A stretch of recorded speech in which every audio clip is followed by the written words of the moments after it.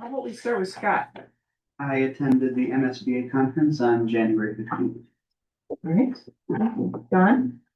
I had a student council rep meeting, MSBA the 15th and 16th, and then agenda planning. Okay, Melissa? I also did the student rep meeting, and then I was not able to make the conference, so I had a meeting with Deb to catch up on what I missed. And then today was the fourth grade kindness retreat. Yes, there too. It was so much fun. Like, I highly recommend that you get a chance to go volunteer doing it. Like, I would say most of the kids, if not all of them, were participating most of the time, and then getting to see fourth graders who are usually like, I don't know, not usually, some of them are usually a little more self-conscious and whatever, and just seeing them dancing around and, you know, having fun and laughing. It was really, really awesome. So, yeah, and that was today. And then, we had public engagement. Jen? I attended a portion of the MSBA conference and then had public engagement. All right. I also attended the MSBA conference on the 15th and the 16th. We did the planning and public engagement before this meeting. So we will move on and student council report. Right. Starting with preschool, tomorrow is baby story time with Miss Amy at the Princeton Library. And next week is Parenting with Love and Logic Mondays, January 6th through March 30th. For the primary, they're having a 2026 readathon. Grades pre-K through 5th grade which started January 9th through the 23rd. And students are asked to read 10 minutes and are eligible for prizes. The school participated in a book blast event through the Books Are Fun program, which is for students to get new books. The school continues to teach students about social and emotional learning. And there is currently a book fair for the kids. And the proceeds go to replace lost or damaged books in the media center. In the intermediate, the Youth Frontiers Kindness Retreat, which was today and tomorrow. All right. In middle school, Deep Portage is next week. The middle school speech team just had a competition last week. I think it was Friday, so one of those days. The Valentine's flower sale was yesterday, and there was a courage retreat last week. For the high school, a handful of students just performed yesterday at the Mississippi 8 Honor Band, Honor Choir, and jazz bands. All the students enjoyed the opportunity and they performed really well. High school midterms are January 23rd. Various high schoolers are helping out with the kindness retreat, as Melissa mentioned. It was today, it will continue tomorrow. One act performed well at the festival on Saturday. The snow dance is coming February 13th at 8:30, and student council is selling ice cream at lunch this week. The one act, satisfaction performance is Saturday at St. Francis. If we win, we move on to sections, otherwise one act is over. The PTO gave out almost 1,500 books on January 9th. That's all.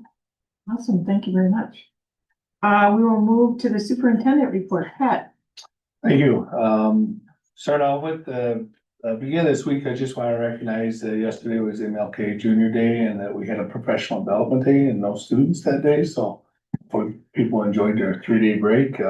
But also with the message that MLK Junior was about service, and hopefully the people have had a chance to get out and do some service out there. And for us, for our professional development day, it was really good day for our teachers and to kind of roll up their sleeves and work on things that they've been wanting to work on. So I think that was a good day for that. I always feel like public servants, like educators, do follow the servant leader. By just even their work. So big thanks to all those that are public servant in education and all the work they do. Want to talk a little bit about this week is denoted by the state and by the governor that it's paraprofessional week, national, or state paraprofessional award week or recognition week. And I know our schools do it at different times, so some schools might be recognizing this week and some may not. So, not to say that they won't get recognized, but if they're not this week, they will. But with that said, anybody that's worked in a school system knows that, paraprofessionals make a huge impact on learning and they really help some of our most needy students that could use support. So we want to honor and thank all of our paraprofessionals for all the great work they do here at Princeton schools. The rest of my time between the last meeting, I'd say, between school visits and admin meetings and other committee meetings, along with had a MASA meeting with a bunch of other superintendents in the region 6, and a lot of the topics, we had some staff development there, but then we also had some pointed topics of what's going on in the state and how to handle it and what to do, to make sure we provide safety for all of our students and families. And I think most of the staff have received the email that kind of came out of that meeting, if you will, and that discussion. We also talked a lot about that at our admin meeting. And then we had a district-wide climate and culture kind of a check-in meeting here in the last week. If you want to bring joy to your day, just listen to what's going on in the schools.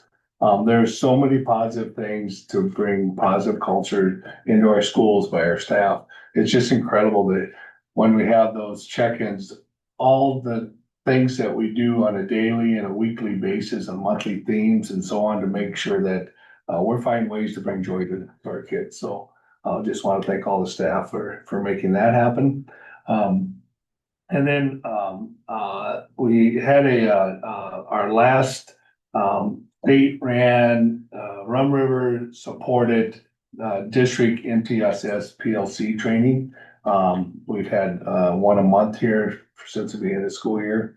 And what we really did was set up our framework of how do we move this forward for the next year. And those that have been coming to it, there's a lot of work to make sure that we have full fidelity of delivering the MTSS model. And there's a lot of nuances to it. But I'm really proud of the work that has happened with that committee and how we've set ourselves up for the future. So that was nice to kind of culminate that in our last meeting with the state. I met with RAP Strategies and ICS here in the last week. We're starting to have our beginning conversation of our next referendum campaign and a little bit of the feedback from our last campaign. So I expect to see a survey coming out probably in the next month to get a little feedback from how it went last time, but also just what the voter turnout was and what it looked like for the last referendum and how to plan for the next. I too was at the MSBA conference, a lot of good sessions and speakers. I know the one that kind of blew me away the most is just how AI is developing so fast that you can't even keep up with it. But there's some really good, powerful things that we can use with the AI. And I'll admit I'm not a heavy user of it yet, but every time I look at it, I want to be because it just does a lot of powerful things. So it's pretty exciting. Starting to have mid-year goal check-ins with the admin team to see how they're doing on their yearly goals. And that's going well.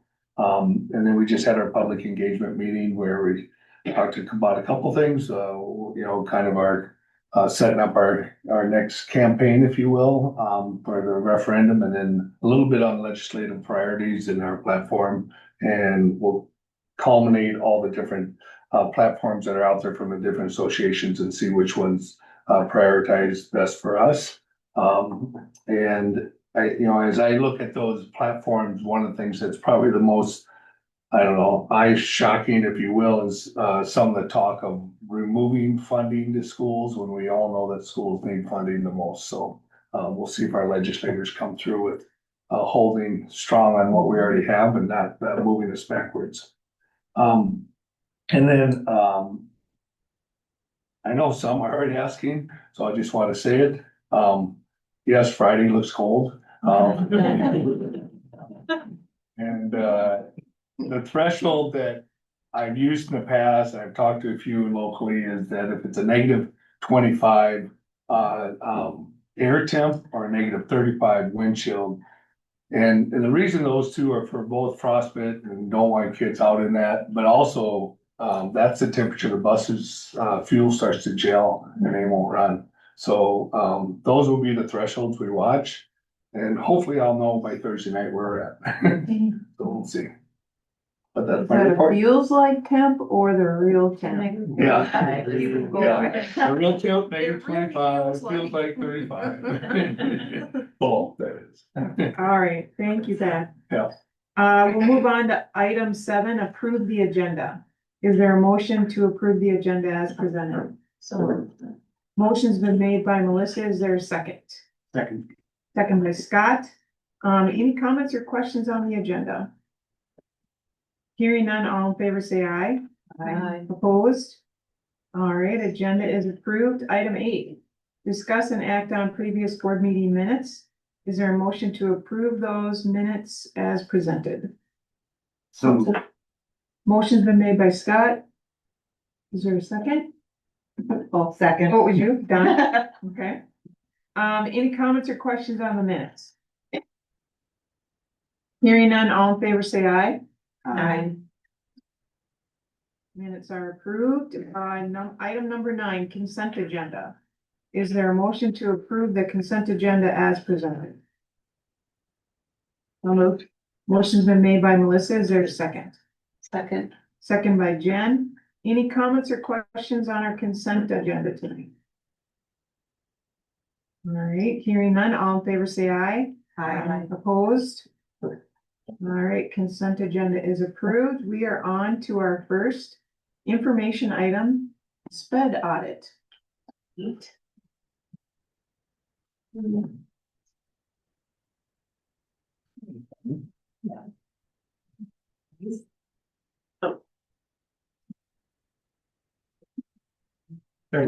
Oh, thanks. So we can start with introducing ourselves. Good evening, Yeah, okay. good evening, Madam Chair, members of the board. I'm Tanya Tacker, I'm the Executive Director of Special Ed for Rum River. Madam Chair. Wow, that makes me feel old. Great. Sorry, it's a little formal. I'm probably. Hey, how's it going? Yeah. Better. I am Lana Talberg, the new Director of Student Services. I took over for Steve Milam. And so just thank you again for having me here in Princeton. It's a wonderful community. You have amazing teachers and paraprofessionals and just staff in general and community in general. It's a really, really kind community. And so I'm so happy to be here. And we'll go through an audit that was actually done last year before I came. Tanya was a part of that. And then we'll go through items that we've already touched on and started and kind of give you an update of where we're at. We usually like to start with all the positives, but in this case, we're going to talk a little bit about how we conducted the review, some of the findings of the review, and then recommendations, and then finally all the wonderful things that are happening within Princeton Public Schools. So, thank you, Jason. Sure. Yeah, you did great. So you are the tech guy tonight. The jack of all trades right here. Let's see if we can get this to work. All right. Right. Yeah, that's good. If you want. Hopefully. Yeah, that's right. We'll just scroll. Okay, Scroll perfect. Okay. It works. So the purpose of this audit was to provide a comprehensive evaluation of the special ed department within Princeton Public Schools. This review focused on the 7 areas, which you can see there: staff climate, schedules, recruiting staff, onboarding process, staff collaboration, ongoing professional development, and curriculum instruction. The work centered on improving student outcomes and then supporting staff sustainability as well. These areas reflect core systems, not isolated issues at all. So we were making sure that we were looking at core issues. Oh, it's a little scroll like that. Got it. Yeah. Okay. So the data collection process included the following. We had staff surveys. We conducted listening sessions. We reviewed different documents, classroom observations, and then there was analysis of HR and student achievement data. Using this data that we had received from all this data collection that we did, we were confident that the findings reflected consistent patterns and not opinions. So the audit of Princeton Public Schools Special Ed Department highlighted here, these key areas of strength and opportunities for improvement that you can see. There is much pride in staff commitment alongside an awareness of system challenges, which included staffing shortages, inconsistencies with onboarding, and gaps in professional development. Staff climate reflects concerns about workload and support, impacting retention and morale. Scheduling insufficiencies contribute to service delivery challenges and potential to increase communication between gen ed and special ed departments. Curriculum alignment and instructional consistency required those targeted improvements as well. So those are some of the findings that we had from when we conducted those surveys across special ed and general ed. Summary of the findings for listening sessions include that it is confirmed more than one time that staff cared very deeply about students and worked very, very well together. That was something that came out a lot during those listening sessions. Teams reported also a noticeable rise in student needs, both in intensity and frequency, which is not uncommon to Princeton. It's happening in every single school district. Staffing shortages was a concern. That limits flexibility, increases your workload, and affects consistency of services, which again, a lot of these findings are not uncommon, not common just to Princeton. It's happening everywhere. Resource constraints challenge the system's ability to sustain high quality program. And the outlined recommendations that we're going to share with you from this will respond directly to what staff shared during these sessions. Their aim to strengthen program stability, improve student outcomes, and support staff satisfaction and retention. When it came to curriculum and materials, we found the findings included that staff are using a variety of tools to identify student needs, with opportunities to strengthen consistency across the system. So there's a lot of just kind of, pulling in different directions of different curriculum and materials. And sometimes the teachers make up their own curriculum often. So that causes some, inconsistencies across the system. So greater consistency in materials would benefit students as they transition between sites. Having a clear scope and sequence would support instructional continuity and shared expectations. Teachers do demonstrate initiative in identifying skill gaps and selecting materials to meet student needs, so they do an excellent job at that. However, like I mentioned, having something that was clear and across the different sites would be most beneficial for students and staff, of course. Staff development, some of the findings that we found were district staff development days do provide a strong foundation and shared learning across roles. Special ed teachers gain value from general ed professional learning, particularly around instructional practices and systems. They seem to like to have some time together with general ed teachers, and sometimes they, had some things that they would like to do on their own, obviously, that were more special ed focused. At the same time, like I mentioned, staff did express a need for some learning targets for special education roles and responsibilities as well. So navigating both of those needs can be difficult. There were quite a few recommendations that we gathered from the surveys, from the staff themselves, from the listening sessions, and then just overall analysis of the audit. So I'll have Lana go through some of those recommendations. Okay. And then if you have questions throughout, just let us know. Okay, and so we'll go through the recommendations next.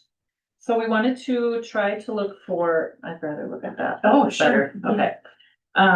We want to look for things that are low cost because we are trying to be financially smart about everything. We know that budget is tight for special ed and just for education in general. And so we're looking for high impact systems and curriculums that are research-based, evidence-based, things that we know for a fact based on research that they work with kids with disabilities. And then also looking at the cost of that. And I don't think she's in here, but Jessica Town Gunderson And Andrea Peppernow have been wonderful partners in working with me in that, along with all of the special education teachers that have truly taken their time to look through curriculums that we've been looking at and just overall systems. Really making clear descriptions of what special ed roles are and the roles of a paraprofessional versus roles of a special education teacher versus roles of general ed teachers. Use meeting times for during staff development that is pertinent to what people do in special education. And so we've, with the principal support, and they've been wonderful with partnering with us, just making sure that special ed teachers are joining the team of the entire building for things that pertain to them. And then that we're giving them time to work on the really specific programming for special education where there's so much diversity, from kids that are nonverbal, non-mobile, all the way up to kids who are truly genius, but maybe lacking in social skills. And so we have such a large gamut of students that we have a lot of planning that we need to do on our end in special ed that's so unique to us, as well as a ton of due process requirement. So what we've done during, well, I'm not going to get to what we've done. So they wanted to have some more time during staff development. They wanted to have a duty-free prep, which they should have, and a duty-free lunch, which they should have. We want to strengthen the staff stability and retain our staff here in Princeton, as well as having stability in our schedules, and build a district-wide behavior support capacity so that there aren't a lot of behaviors interrupting the instruction of all of our students. We'd like to refine co-teaching models and align with student need. And so what is co-teaching? What does it look like? We need to really dig into that and find out, is that truly effective for our students who are struggling? And if not, what should we be doing differently? Look at site schedules and balanced service delivery, and think about least restrictive environment. And least restrictive environment is trying to make sure that kids with disabilities are with their typically developing peers as much as they're able to handle, with still making progress. Conduct biannual reviews of the schedule and workload to guide staffing decisions. Even putting the numbers together tonight, which if I get to it all, it changes on a dime. So I'm changing it. It's always changing. And you'll see that later on when I'm talking about numbers. So we do need to continue visiting that with our staff, caseload numbers, the amount of students moving in, moving out, the needs, the amount of minutes that we provide. Clarifying roles when it comes to behavior support. There are a couple different behavior support systems here in Princeton, and I might be getting it wrong because again, I'm new, but how I view it is, one is if there's a real big medical emergency and somebody is seizing on the floor, and what do we do in that moment? And then one is if we're having heavy, hard behavior in a classroom and it's disrupting the environment for learning. And so those are two different behavior teams in my mind. So that's what we've been working on right now in our special ed teams. Strengthening behavior support spaces. So we've really been looking at space. The first thing you can usually control is your environmental controls, the space and how you use it. And so we've been really looking at, and nope, that's what they wanted to do. Recommendation. Professional development and training, really strengthening the administrator capacity to support special ed improvements. And so partnering with our general ed administrators with special ed administrators to move forward in that, providing role specific professional learning for special ed. So really specific to special ed, those types of trainings. Use district staff development days for flexibility, which we mentioned. Clear identification required of special ed training and inviting participants. And I think what they mean by that is what's mandatory versus what's optional when it comes to trainings in special education. And then prioritizing mandated responsibilities when needed, which is really truly their due process requirements. Recommended to add 30 minutes weekly for paraprofessionals and case managers to collaborate. Review student and classroom needs, build student independence, provide coaching and feedback, Dedicate one day during back to school for para training to review IEPs, meet with the case managers and prepare materials, and create clear onboarding with key resources, including role guides, handbook, and behavior management. So onboarding when people first start a job here in Princeton. Provide one-on-one training for all gen ed staff when it comes to special ed. Add IEP snapshots to EduClimber for easier gen ed access. Review diagnostic and processes to identify skill gaps within the students that we serve in special education. And then identifying a scope and sequence, along with good materials to use in the areas of reading, writing, social, emotional, life skills when it comes to functional skills for after high school and executive functioning, and then offer training and coaching to ensure faithful use of those materials so that we don't buy materials and they just sit there. So as Lana mentioned, this was done last year, and that's a lot. It's a lot of information, a lot of recommendations that we had provided to. When I took the job, Ben said, here's your list of to-dos. Yes. That's what I got. So, you know, that we obviously know that this is not something that can be, taken care of within a couple of months, a year or two. So, it's an ongoing effort to improve some of these or to implement some of these recommendations. And so what has been done so far is actually quite a bit, which is really exciting for Princeton, that you took the audit and the recommendations and started acting on those right away. So some of the things that have been, that was the floor, I promise, that have been done in response to this audit regarding staffing and workloads. They're beginning to group students together with similar needs for better use of space and resources. Utilizing paraprofessionals differently. I mean, that also depends on the students that you have enrolled in your district as well, depending on how you can use paraprofessionals. Using instructional models that work best for individuals. I know that Lana and Jessica and Andrea have been researching some different instructional models and curriculum that would work well for the students to be successful and make progress towards their goals and objectives. Increase clarity around special ed roles and expectations, and then use media and staff development time more strategically, and really working on protecting that duty-free prep and lunchtime. Oh, I sorry. just want to add a little bit of detail because I see my sped people back there. When I talk about grouping, in special ed, we have setting 1, we have setting 2, we have setting 3, and the higher up you go, the more amount of special ed services you get away from general ed.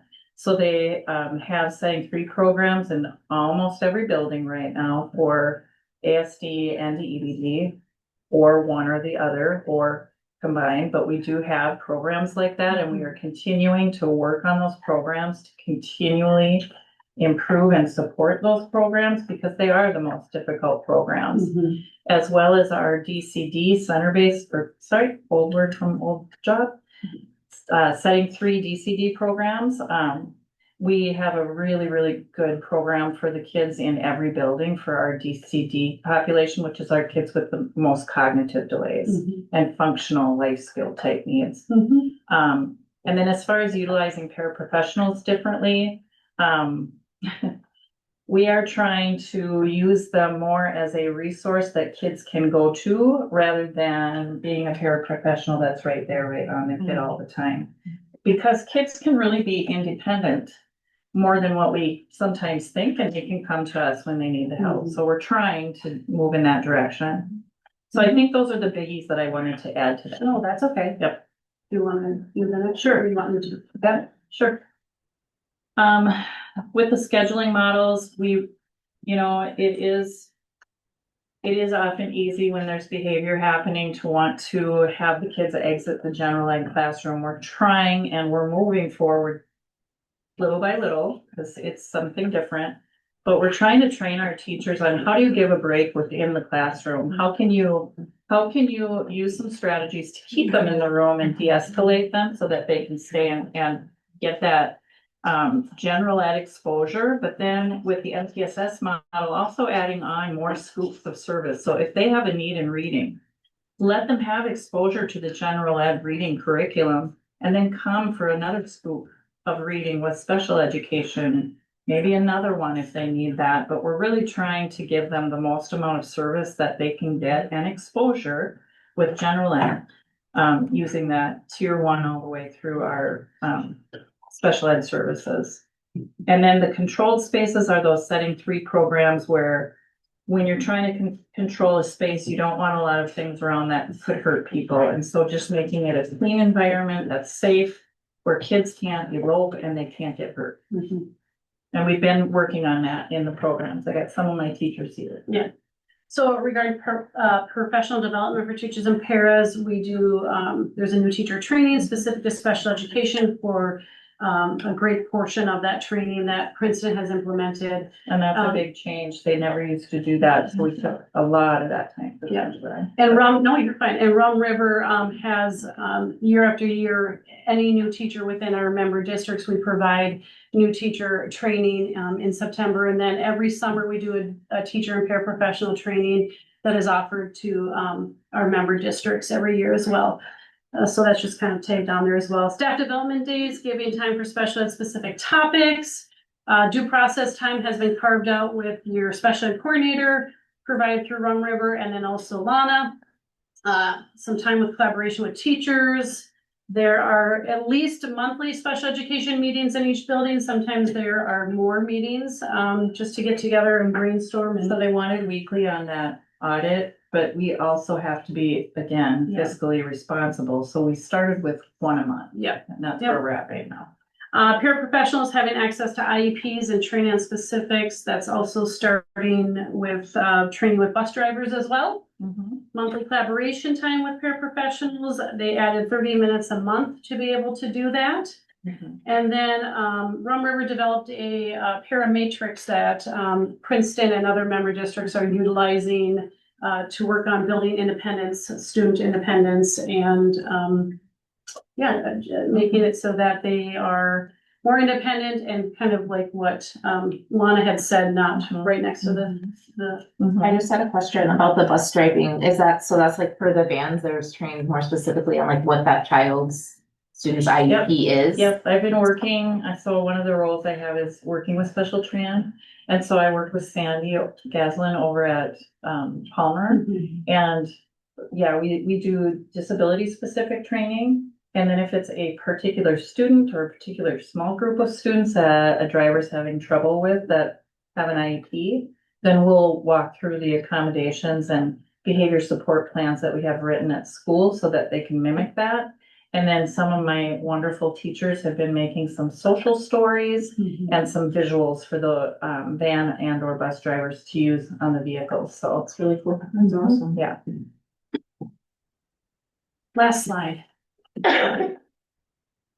So we have gotten to the spot where we felt pretty proud because we've got all those IEPs uploaded into EduClimber. We are hoping that with the new Skyward, when it's coming out, and we're using that we can get our IEPs into the individual education plans into Skyward, along with the behavior support plans and the health plans for kids with unique needs. So right now they're all in EduClimber as far as IEPs, and then the health plans are all in Skyward. So people do have access to those. And then we are using FastBridge and STAR for our summative testing to get overall scores on kids and see where they are in terms of their academic skills and gaps. And then also we're looking at curriculum again. I just can't say enough good about the partnering I've been doing with Jessica Town Gunderson and Andrea Peppernow, because I don't know, like it's easy in special ed sometimes to feel like you're an island, but I don't feel that way. They've really been supporting the whole spectrum of curriculum from like, again, our nonverbal, non-mobile type students all the way to our gifted and talented. So it's neat to look at the whole picture of students for Princeton. And we're looking at curriculums that truly do a good job of measuring data to see how they actually are performing. And not making up our own data sheets to try and figure that out. So we are working on a new program that's helping with that, new programs, I should say, in different areas. We're starting with reading and math. And we're starting with reading and math. We have not gotten to social emotional learning yet. We dove into reading the hardest, first, but we are also working on math. Again, they're all evidence-based. We're looking up all the research on this and looking at the success rate in students when they are using those tools. And then we've also done some research on the surrounding districts and the districts through Rum River Co-op and finding what other districts are using as well. So that's a summary of the special audit that we conducted last year. I think you guys are in a really good position as far as recommendations that are being implemented so far. And we'll just continue to monitor it and reevaluate as we need to. Does anybody have any questions? Any questions for them? Like Tanya said in the very beginning, these things that came out in the audit are not unusual to Princeton. I just feel tickled though that we're working so hard on all of it and it's not a one-man show. It is a whole group effort with admin, teachers, paras, everybody. So it's been really, really good. Appreciate that. Yeah, thank you. Thank you. Oh, no, you don't. One thing I would like to mention, we do have two of our paraprofessionals that are actually going back to school to become licensed special ed teachers. And so we've got Melinda Zachman and Brett Triplett that are their mentor teachers. So it's an apprentice style process. And so I believe next spring, they will actually have their special ed license, fully licensed, which is a huge bonus for us. Obviously, the more licensed teachers we can have in those specialty areas, the better, and it'll be EBD and or ASD. So the areas that are toughest to fill. So thank you to the two paraprofessionals and also our two staff members that are supporting them. Yeah, great. All right, do you want to jump to the We're gonna do the. accommodations? Thank you. I think all the students are here. And so we like to recognize students that have made the state and may even go into nationals during the fall. So we want to recognize those students. And I have quite a pile of the FFA students here for the state. And I think we have, is it 4 that made it to nationals? Is that right? And I'd like you to come up and grab your certificate as I read your name. Then maybe make a round over here and shake all the board members' hands. Just hang out over there because we'll grab a picture afterwards. Okay. All right. So we'll start with Peter Brittle.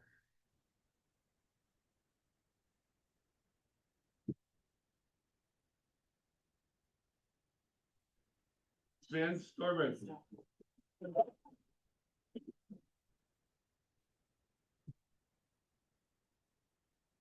Ryan Hott.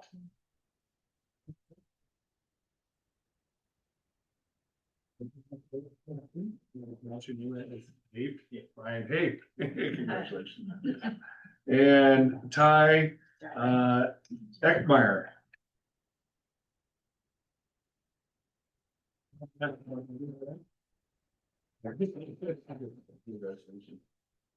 Is there any of the other FFA students here? So I think, well, let's get a picture with this group first. Okay. Yeah. And then we have some athletes to take care of here too. And I might only have one in the crowd. Right? That'd be quite, we'll get you a second picture, unless you want to come up now. You got it? I got it. All right. You jump in there. You think so? Yeah.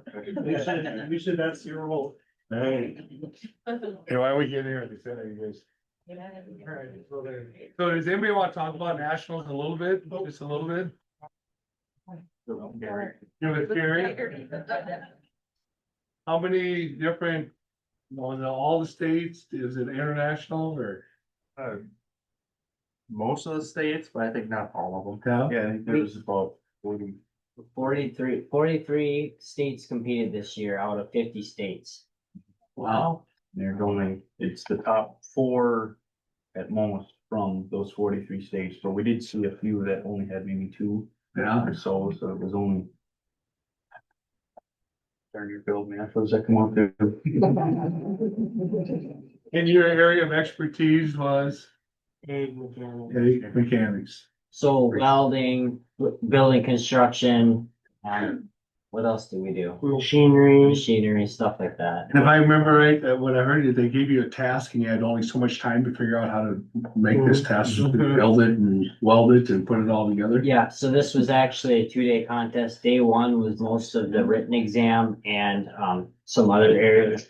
And then day two, we had the practicum areas. We had to go all around the different areas and problem solve and do tests and figure out stuff like that. Sounds stressful. And then, and day three was welding and everything, It was a 2-day competition. building it. Wow. Well, fantastic job, you guys. Good Nice job. work. Hey, who's our Can you get photographer? it? Can you get it or should we get someone? Two, yeah, Those, maybe slide. whoever they think they can be in front. They don't like that. Yeah, you guys step forward. You're the highlight. I'm gonna go way in the back. Okay. You don't have the two areas. Yeah. Where the air. Oh, you Yeah. can't, I'll just do All right, something. Melissa, kind of face the front thing. Very professional. There we go. There's a few in there. Sorry, boy. All right, anybody else? Well, congratulations.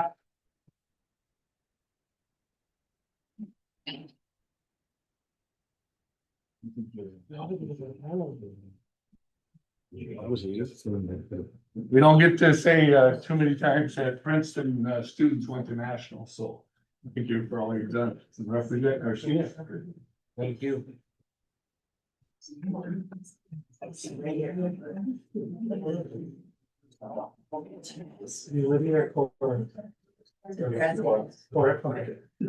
We had a couple swimmers and one cross country go to state. William Ogilvy went to state in cross country. And Lydia Thompson went in swim and dive. And tonight we have here Cora. Lydia's here? Okay. Cora Zerwas, and Lydia Thompson is here. Receive Richard.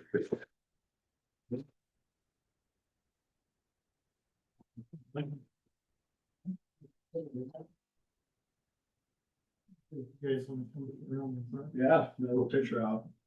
Congrats. Lydia, you get to be all by yourself in a picture. Yeah. What grade is it? It's cold. Huh? Yeah, so you got a couple more years to compete, right? Exciting, what's Here, your let's event? switch this so you can. Oh. Which event? I did the 100 breaststroke, so across both 4 times. Ooh. That's a. Breaststroke is like, open. Yeah, I want to slide in a little bit, of course, step forward. We're gonna be friends. Yeah. There we go. All right, perfect. Congratulations.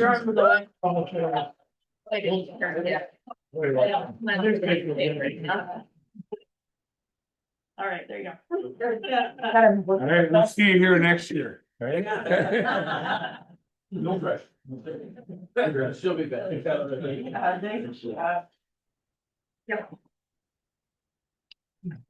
You can move around. What's that? For citizen comments. I told it was the right time, I think. You might have some. Oh, we do? Are you here to have a citizen comment? Citizen comment? Yeah. Uh, To talk to the board? Okay. So our timing got messed up. We're here a half hour early because they, I think that's me. yeah. Yeah, that's you. Okay.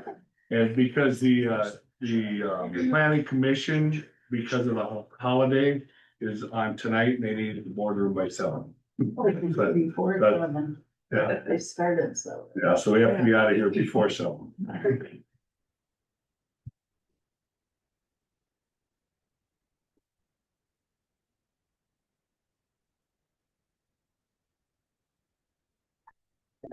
That's good. Would you like to stand? Oh, that's your pen? Yeah, you. Yeah, that was. Your pen? Okay. Here, we'll get her out here somewhere. You want to move the table around, you can. Nope, nothing. I've never done this before. That's ever. I'm super nervous. I don't know. I'm trying to look around the room to see if I know anybody, but I don't. I used to work. Hey, I do. Okay.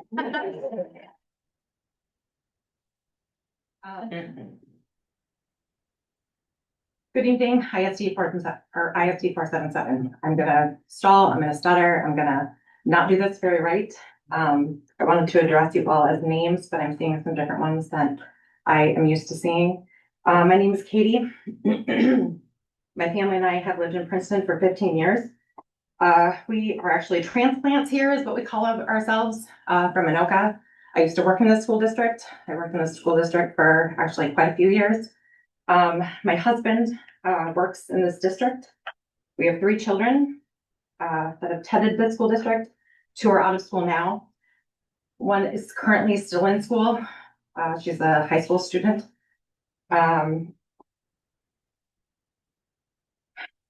She's our last child to attend.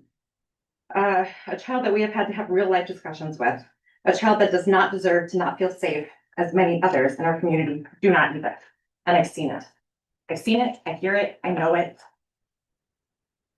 I'm pretty sure maybe some of you know it. I don't know. I also do know the town that we live in. My reason for wanting to stand here this evening is not something I've ever wanted to do. And I've never done it. I've never come out and said anything, never been vocal about anything, ever. Maybe on my own social media, you know, if you're friends with me, you're gonna know that, but, I remember one year when I was working for the preschool here, as a preschool teacher or a preschool para, I'm sorry. Before that school year started, it wasn't just that school year, the staff had an active shooter training. I'm sure it's still done.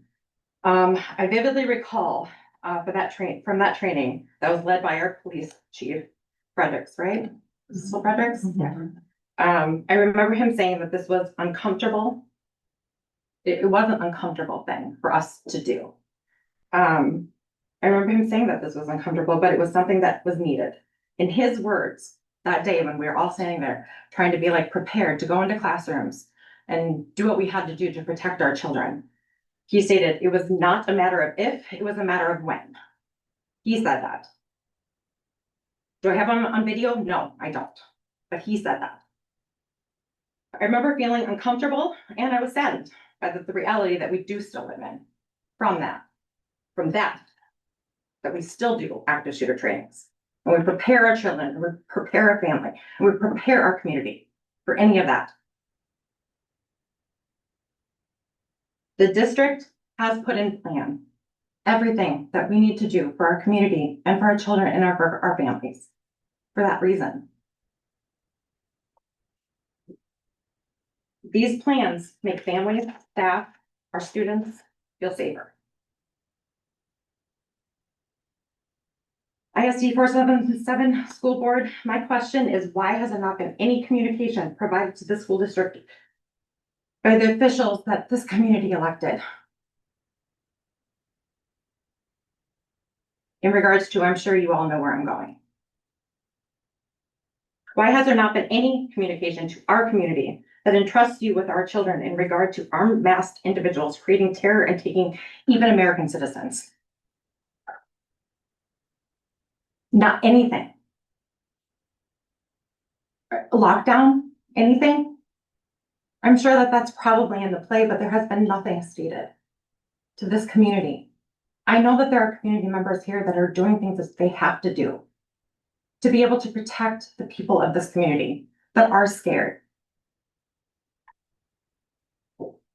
We are not just engulfed in this community. People have to go out and do other things. We see things in other communities. We see it in our lives, in our children's lives. We see it out of this town. This town is not the only thing that's going on. Maybe because you're not seeing it here, it's just a matter. I don't want it to be that. I don't want to say that it's going to be, but it may be. I don't know that. But what I do know is that it really takes some really strong individuals to have that hard, uncomfortable conversations. To be able to do this. We are so far past the point of political indifferences. It doesn't have anything to do with that anymore. Nothing. We are so far past that. I want to bring this back to what I was saying before. It's not a matter of if, it's a matter of when. I want to rephrase that and say it may not be if, it may be when. And that's what I'm going to go off of. What are the plans for ISD 477? When will family staff see the communication? I would like to quote MLK as we honored him yesterday. We had days off of school, you had work off yesterday. For some of us. He was a civil rights leader. To quote him, there comes a time when we must take a position that is neither safe nor politic nor popular, but he must take it because conscience tells him it's right. It should not take a mother, a community resident, or anyone else having to stand up and teach people or communicate that on integrity, human rights, or transparency to put out a statement to our families. Your silence speaks volumes. I invite conversation and or anyone else to speak. I do thank you for your time. I know the position I put in for doing this, and I do not want to be looked down on or dismissed. Because this was the hardest thing I've ever had to do. So, yes. There's. Oh.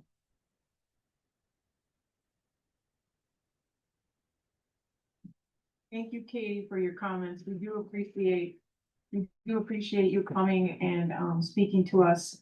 And we have your contact information, so we'll be getting back to you and get you some answers to your questions. Okay. We're not going to dismiss it. Thank you. You are. All right. We will move on to student services updates. Oh, sorry, I was so intrigued. Sorry. All right. Sure. How much time do I have? 2 minutes. Oh, it's fast. Maybe it's already- Yeah. Remember when Lana got the blanket open house? Oh, the first meeting when we welcome back. People remember that? Yeah. You don't want to get Lana, don't they? I have to give Lana a timer. You do. I've got it set for the end. Perfect. Don't worry, Lana, we got the timers. You got it? If I keep you on track, they know me. All right. And done. Yep. Yep, I won't ad lib, I'm just gonna go for it. So you want to just use the arrow down arrow key? It'll be- Okay, thank you, Yep. thank you. Yep. All right, so as the Director of Student Services, I oversee the ALC, Special Education, Special Tran, Cursification, Onward Transition Program, which is our 18 to 22 program, 504s, Homeless Liaison, Migrant Liaison, and Nursing, and duties as assigned by those guys. Okay. I just want to kind of cover some things that we've been doing this year so far. At the ALC, the Area Learning Center, we've been mostly full capacity for the entire year. There's been a couple of times when a few kids haven't been showing up, and we've got a waiting list at the high school, and we work in collaboration with high school, so that's been full most of the time. Our last year, they had 27 program graduates and 87% graduation rate, which is amazing for an ALC. They work with the Open Door for Youth program out of Elk River that helps students who are homeless or in need for a variety of different things in life. We also have the ALC Pantry, which our Onward program comes over and they help organize all the food and donations that come from a variety of people in the community. And again, I can't believe how generous the community is. That pantry is full a lot of the time. That ALC has dedicated staff, one of the most amazing group of people. And I feel like I've landed in euphoria with this group of people. They are wonderful. It is definitely a community environment at the ALC, not with just our staff, but our students. The ALC has done things this year like Feed My Starving Children. We will be doing a military recruitment coming up. Thanks to Terry Kerwin, we had the 49ers come out and talk about union work and how to drive big machinery and earn a lot of money. Thank you to Jenny Damon. We had, here we go, Sim River, Professor Shigeki Mayama, and Professor Matthew Julius provided a lesson to the ALC students as part of Jenny Damon's published work. She is amazing. She's a scientist. She has published an article that is amazing. She's brilliant. And so she brought those professors in to do some lessons with the kids. It was really cool. We plan on going to cosmetology and crystal cabinets and Central Minnesota Jobs and Training and St. Cloud Construct, and that's tomorrow, correct? Next. No, that's next week. Sorry. You're good. got it off. We've had Rufus come to our building, so I had to get a picture of Rufus, so that's him. Also, one of the things is we had a LEEA honoree teacher of the year through Onward, and that is Abby Moe. Couldn't be more proud. She teaches our 18 to 22 program, and I have never seen such a great transition teacher. She does a great job with those kids. I should say young adults. Here's a visual of our professor that came out. I'm not going to try it. These are our professors that came out. You can see Miss Jenny Damon there teaching as well. And then our guest of honor in the back there, Mr. Divine came. Okay. Here is Feed My Starving Children, where we had the whole crew out there. Look at that big crew that showed up. And it was amazing. Those kids are so wonderful. And they put their all into it that day. And what did we feed? 84 kids that day? It was like family. Families for a year. So it was a lot of food we got put together in boxes to be shipped off. And here's just some pictures from Feed My Starving Children of the kids and staff. At the Princeton, at the Area Learning Center, we serve students under a variety of learning models. We really meet the kids where they're at. Again, we have students that support that student pantry. We really try to get the kids connections out in the community so that once they do graduate, they're going to feel comfortable approaching those places. And then that continued relationship with Open Door and the Minnesota Department of Employment and Economic Development, as well as the Minnesota Department of Ed, and we really value community time. We also have been partnering with Fairview here in town at Northland. Fairview for our care and treatment program, and the amount of kids that are going there continues to increase. We have Roy Hannenberg as the special education teacher who provides indirect service, along with Crystal Croning, who supports the students 2 hours a day over at Fairview. Those students do 2 hours online education, and then they have 6 hours of mental health or chemical dependency counseling. It's been a really amazing connection with that team over there. We really focus this. Okay, now I'm going to go on to special ed. We're trying to focus really on high leverage practices that really do close that gap or help kids to improve scores and improve their reading levels and overall academic and social emotional learning levels. We have revised our PLC time to collaborate more and give time to our special ed folks that need time for those things we mentioned earlier, such as how do we do a behavior management system building wide, and how do we, just get an improvement in our programs constantly. Special ed graduation rate went from, so I would go backwards. So in 2022, it was at 60% graduation of our students on an IEP. Then in 2023, it went up to 63%, and in 2024, we're up to 87%. That is amazing statistics. High number of students continuing in Onward. So our kids that do need to continue past the age of 18 do use our Onward program. along with some kids from outside of the community. We have some from Malacca and Elk River, I believe, in that program as well. Okay, and then I mentioned that. Overall numbers in special ed, when you look at full child count of how many kids we have in special education in this district. In 2022-23, we had 640. It went, and you can see the continual climb. And we're up.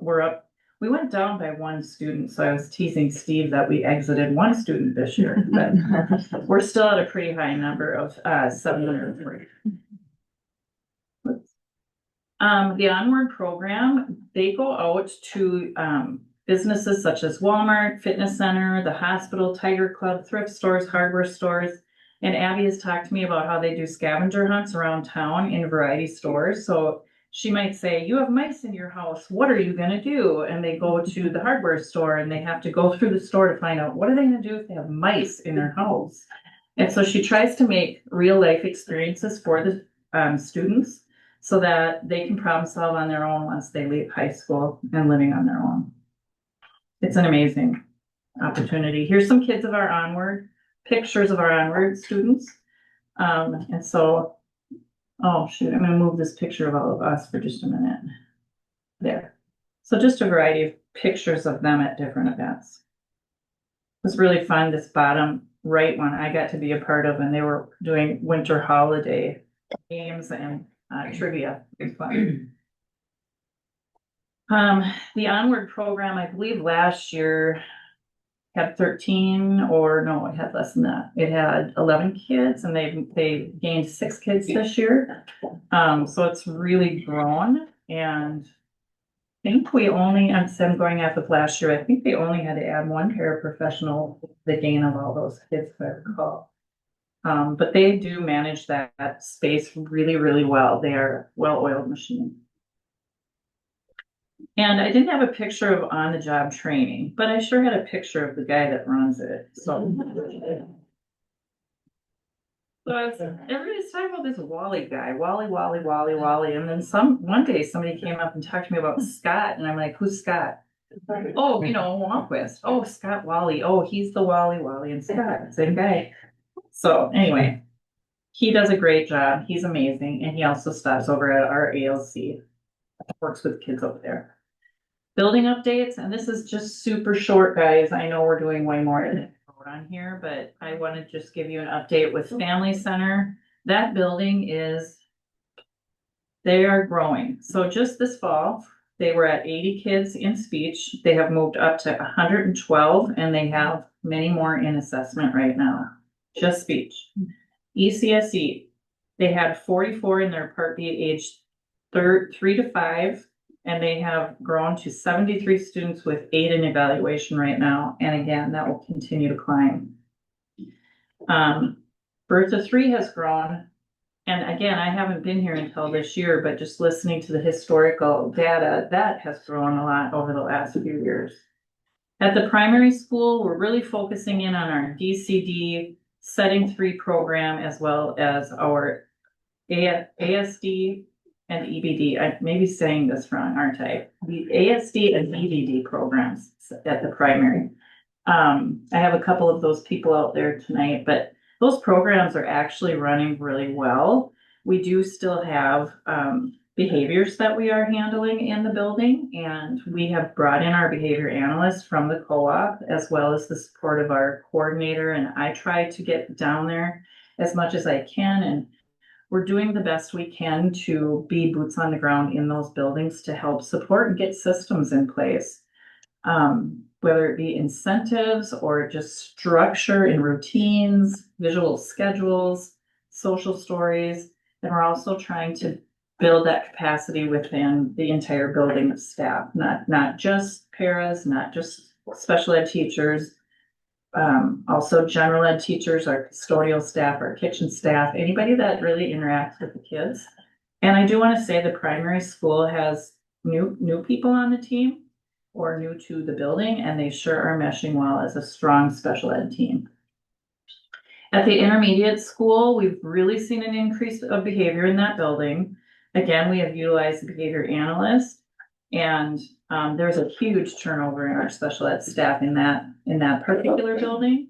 And so it's really a matter of getting to know each other and how we all work together and who does what, and then just working to continue to grow together as a team.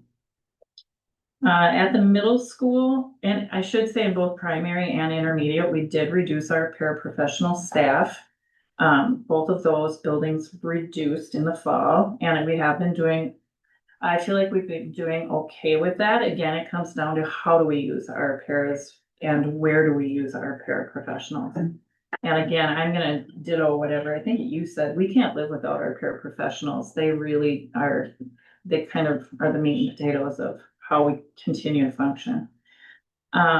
Middle school, we have started a pull-out model rather than they used to do co-teaching, and they're starting with pull-out models and doing that tier 1 instruction, getting exposure to that and then coming out for their second scoop of services. And we've also changed how we use our paraprofessionals on that team rather than pushing in so much. We have resource rooms with paras that can support kids that come to them. And then at the high school, that is our probably most veteran staff of special ed staff. They have been there a long time. They just work like a well-oiled machine. They just kind of pick up for each other and do as needed. And they've been amazing. They don't complain. They're just hard worker bees, and their caseloads are incredibly high. The one thing that just to be aware of, there's a lot of 8th graders right now with really high needs that will be moving into the high school next year. Speech has been an area that it's not just Princeton. There's a huge shortage nationwide. Speech clinicians are almost impossible to find right now. I put the numbers of how many speech we have clinicians right now out in the buildings. And then I put next to the buildings where we're using virtual services where we have to contract through an agency. And it's not ideal, but we are making it work. Again, I just have to give a lot of kudos to our speech clinicians who have helped these people get our speech stations set up where they can do online virtual speech therapy. And I do think it's the wave of the future. There just aren't a lot of speech college programs out there for people to get the degrees, but then if they do, they are required to have doctorate now. And to have that high of education, they're gonna want a higher salary than what schools can offer. So I just think this might be the wave of the future for schools. Here's our 2 officers that keep us safe. Speaking of safety, these guys come around quite frequently, along with Jessie, but I didn't have her picture. I just had her dog's picture. But these 2 guys are really great. They come whenever we need them. They're very quick to respond. Drew is probably the one with us the most, but both of them have been in and out of the building quite a bit. So that's been really nice to have them over at the ALC.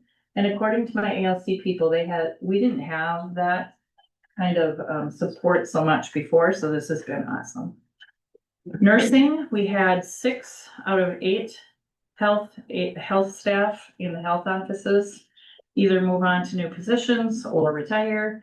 So we had quite a turnover. Right now we have a new nurse, Jessica Tweeter. She's our licensed school nurse. I got my letters mixed up there. Saturday Night Live? No, it's not even that. She is our school licensed nurse, our licensed school nurse.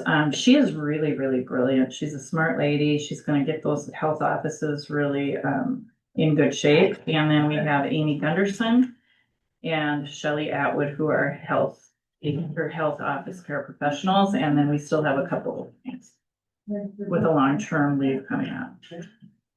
I help with 504 plans if needed. I got to give kudos to the guidance counselors in Princeton and the social worker. They are amazing people who, again, another team of people that work so collaboratively. It's been amazing learning from them and working with them. They're just great. Not only with 504 plans, but the homeless and migrant support. Anytime we have families move in, we're all over it. Even over Christmas break or winter break.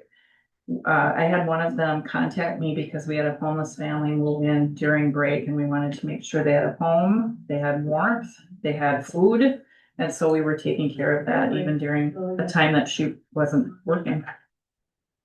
Our goals, I'm just gonna go go real quickly over this. I don't know how they got 0% on MCAs last year, but they want to increase at the ALC, or I do, to 30%. I'm guessing people didn't take it, or they shut down and stopped taking it, because these kids are smart over there. So we're gonna get better percentages on MCAs next year in both math and reading. We want to increase our alignment with the high school. So I've been working a lot with Ryan in trying to make sure that we're kind of in sync with what the high school is doing, and not only with curriculum and the rigor of what we do, but also just with staff development and also student opportunities. They had a speaker talking about the danger of vape and vaping, and I just thought, well, wow, I would love my ALC students to join something like that. So from now on, Ryan and I are going to partner on doing things together that way. As far as math, English, language arts, pre-employment skills, science, the ALC is amazing. They really do dig in and try to get those kids to learn the most they can. And that environment does really give them a great opportunity for that. I think we need to increase our awareness of homeless and migrant people in Princeton. All the trainings I've gone to specifically to that, I think there may be more, but we're just not identifying them, but they have to kind of identify themselves too for us to know. So just continue education and conversation on that. And then always working with our outside agencies. I guess the one I've been working with the most is Palmer. Working with them a lot this year. So thank you. That was a quick version of what I've been doing this year. Thanks, Jason, for putting it on. Any questions for Lana? I guess not. Thank you so much. Thank you. Thanks, Lana. I know Thank you you. got shown me the. Well done. You look fat. It's my birthday. I'm gonna go home and eat now. Yeah. Husband's got my meal. They just celebrated tonight. Happy birthday. Okay, bye, you guys. Thank you. Nice job. Thank you. All right, we will move on to parameters. And our first parameter is enrollment. Well, we discussed enrollment quite a bit last time, so we're not gonna do a real deep dive. Emily does have it on for, us to vote on tonight if you don't feel comfortable. That's okay too. If you wanna think about it longer, but the more I thought about it and looked at it, I would recommend that, our kindergarten estimates are our seat-based estimates for inside the district. That doesn't include anything for online. And we opened our doors with about 20 kids in K this year. So if you add that even to our lowest number, Ellers, the 3-year average, that -28, you're pretty much coming out flat. So I am comfortable, if you're comfortable, going with the estimate of 3175 for next year, keeping it flat, based on the estimate for this year. Okay. Jason, do you have any other thoughts on that? Yeah, just basically like our brick and mortar kids, we have 180 of them this year in kindergarten. We're projecting only 187 for next year. So really our online students will support kind of holding at that number that's that 3175. Obviously, as we continue to move forward, hopefully we can grow the online program, but our brick and mortar is what we're known for, and unfortunately our upper classes are bigger than our lower classes, and that's gonna cause some problems later on. All right, any questions on enrollment? State average. So this used to be a big conversation, the state average for the parameters, and now we are between 2 and 3% unless the state decides to change that in legislative law. The estimate right now is coming out at 2.6, is what I heard initially, but that can change, because it is an estimate at this point, and they won't lock that in until later in the season, so. All right, class sizes. Class sizes, we are recommending that we stay with our guidelines that we've had the last 2 years, and not make a change to our class size guidelines. So those are our ranges for our grade levels from kindergarten through 12th grade. Basically keeping them the same. The other document that is in there was discussed with the finance department. That is more around where we're at or where we're starting to look around staffing. Obviously, as our smaller class sizes keep working their way up, it's going to start affecting where we're at with our staffing numbers, and our brick and mortars. And, ideally, we want to keep as many staff as possible, but there's also ratios that we got to stay within to maintain. So, questions? So did you guys decide that they are cutting Spanish immersion program this next year? Is that? That has not been determined yet. Yeah, this is projection. Any other questions on them? These will be on action items at our next board meeting? Okay. All right, 2026-27 school calendar. Oh, and then jump to that, okay. I have a platform first. Legislative platform, sorry. Okay. I missed it. And it's just, from us, we had that conversation today at our public engagement meeting. We're looking at probably 4 to 5 different type of, organizations that we're a part of, whether it's MASA, whether it's MSB, the MSBA, and SAF and so on, to show what they have, MRAA, what they have for their suggested legislative platform, and we'll make it our own by using the different items that they're suggesting. I'd say a lot of it that's concerning from the meetings I've had outside the district is that the state is somehow trying to figure out how to make us as a school district and across the state get less funding than what we have right now. And we're just trying to say, keep us held harmless, watch the compensatory funding or where we have right now and don't have any big hits there. Don't take away access that they've been talking about. So there's some big items that if the state hints of what they are thinking about happen, it could be pretty devastating. So we need to have a platform that our legislators know they have to keep us whole, if you will. Yep. Sure. All right, and public engagement, we'll be working on that with Pat. Item 10E, well, now we're on. Now we're on school calendar. So a survey was sent out right before, or in about mid-December. We had 620 responses from our community and about 293 responses from our staff.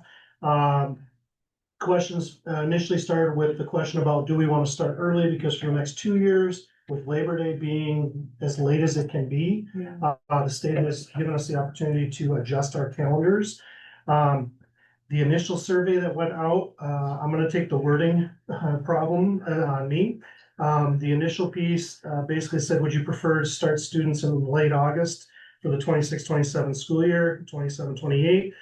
Initially, staff were not in favor of that until they realized that Labor Day was that late. And once that happened, then it was a significant shift in voting. With our community members, they're really split. It's a 51%, 52% of our community said that they would like to start ahead of time versus after Labor Day. And so not a huge piece with that.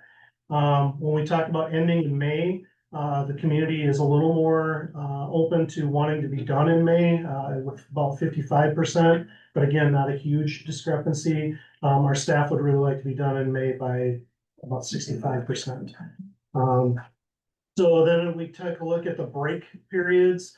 For the last couple of years, we've had week-long breaks at Thanksgiving with some staff development in there. The community was very opposed to that. They want their kids in school during that week. And so that was clear on the survey.